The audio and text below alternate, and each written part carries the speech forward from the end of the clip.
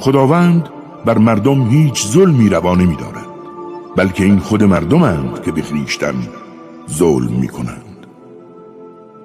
روزی که خدا همه را محشور کند، چنان احساس می‌کنند که گویی بیش از ساعتی از روز در دنیا نبودند، آن هم به اندازه‌ای که فقط یکدیگر را دیده باشند. حقیقتاً زیان کردند کسانی که دیدار الله را انکار نمودند و هدایت نیافتند. پاره‌ای از مجازاتشان را که به آنها وعده داده ایم یا در دنیا به تو نشان دهیم و یا قبل از آن تو را بمیرانیم، در هر حال بازگشت همشان به سوی ماست و خداوند شاهد عمل کردشان است.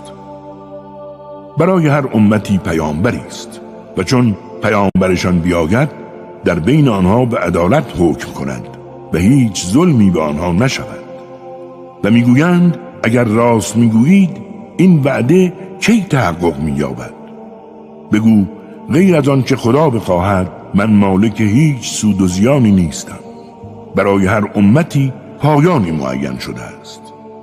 هنگامی که اجل آنها فرا برسد نه ساعتی تأخیر میکنند و نه ساعتی جلوتر خواهند آمد.